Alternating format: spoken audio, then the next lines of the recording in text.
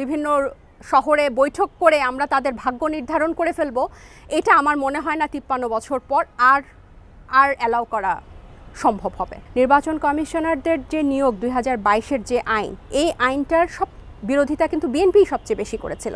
তাদের 31 দফার মধ্যেও কিন্তু এই আইনের সংস্কারের কথা বলা আছে, কিন্তু এই আইনের অধীনেই নির্বাচন ব্যবস্থা সংস্কার কমিশন তাদের প্রতিবেদন জমা দেওয়ার আগেই তারা এই আইনের অধীনে নির্বাচন কমিশনার নিয়োগ দিয়েছে এবং নিয়োগ তো দিয়েছে। এরপর নির্বাচন ব্যবস্থা যে ধরনের সুপারিশ করছে, একটা সুপারিশও কিন্তু যেগুলো একদম সিগনিফিক্যান্ট, এই যে নির্বাচন কমিশনারদেরকে জবাবদিহিতার মধ্যে আনা, কোনো ধরনের মনোনয়ন বাণিজ্য ঠেকানোর জন্য, তারপর হলফনামা, মিথ্যা হলফনামা, অসত্য হলফনামা, অসম্পূর্ণ হলফনামা ঠেকানোর জন্য, ফেরারি আসামিদেরকে যাতে নির্বাচন প্রার্থী হতে না পারে, বিভিন্নভাবে যে তাদেরকে চেক অ্যান্ড ব্যালেন্সের মধ্যে আনার যে সংস্কার প্রস্তাব, তারা কিন্তু এগুলাতে রাজি হচ্ছে না। তাহলে পরপর তিনটা, বাংলাদেশ তো নির্বাচনে দেখেই নাই গত 16-17 বছর ধরে, তাহলে কি আবার আমরা ওই একই পথে হাঁটবো? যে পুরনো নির্বাচন কমিশনারদেরকে কি এখন জবাবদিহিতার আওতায় আনা যাচ্ছে? তারা কিন্তু এই তিনটা অবৈধ নির্বাচনের একদম তাদের মাধ্যমেই কিন্তু তাদেরকে ম্যানিপুলেট করেই কিন্তু হয়েছে। ভিশন এসি নিয়ে এলো মানিব্যাগ গ্যারান্টি অফার, 1 মাস ব্যবহার করে সন্তুষ্ট না হলে সম্পূর্ণ টাকা ফেরত।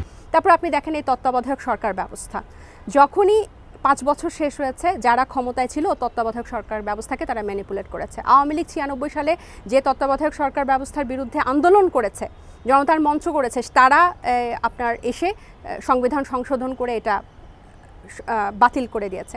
এই যে আরেকটা বিষয় দেখেন, সংসদে গিয়ে 2/3 ভোটে আপনার এটা সংস্কার হবে, কিন্তু এটা তো টেকসই হবে না। পরের বার যদি আমরা যাই, আরেক দল যায়, 2/3 সেই জিনিস পেয়ে, তো সংখ্যাগরিষ্ঠতা পেয়ে তারা এটা আবার চেঞ্জ করে দিবে। আমরা কিন্তু টেকসই বাংলাদেশের মৌলিক একদম, যে আমি যেটা শুরুতে বলছিলাম পাটাতন, আমরা এটারটা চাই। এখন যদি এই যে গণভোটের ব্যাপারটা আসতেছে, যে রাজনৈতিক দলগুলো যদি এটাতে সমাধানে পৌঁছাতে না পারে, তাহলে আমাদের জনগণের কাছে যেতে হবে। জনগণ কি চায়? কারণ আমরা মুখে বলি যে জনগণ সব ক্ষমতার উৎস, কিন্তু আমরা রাজনৈতিক দলরা নিজেরা বিভিন্ন শহরে বৈঠক করে আমরা তাদের ভাগ্য নির্ধারণ করে ফেলবো, এটা আমার মনে হয় না 53 বছর পর আর অ্যালাউ করা সম্ভব হবে। আমরা বলছি যে একদম পাটাতনটাই আমাদের নাই, বাংলাদেশের বেসটাই নাই, আমাদের শক্ত একটা বেস দরকার। গত 53 বছরে এই জিনিসটাই হয় নাই, তাহলে এটাতে রাজি হতে কেন আপনার হবে না? এই আশঙ্কাটা বা এই শঙ্কাটা আসবে। তো আমরা যেটা প্রধান উপদেষ্টা বলেছেন যে গণভোটের কোনো প্রয়োজন নেই, আমরা কিন্তু এটার সাথে দ্বিমত পোষণ করছি এবং খুব জোরালোভাবে ওনার এই বক্তব্যটাকে প্রত্যাখ্যান করছি। এই কারণ গণভোটের উপর কোনো কথা হতে পারে না। গণ অভ্যুত্থান, গণমানুষ নামিয়ে এসেছিল, গণমানুষের কারণে সংবিধানের বিপরীতে গিয়ে গণ অভ্যুত্থান ঘটেছে।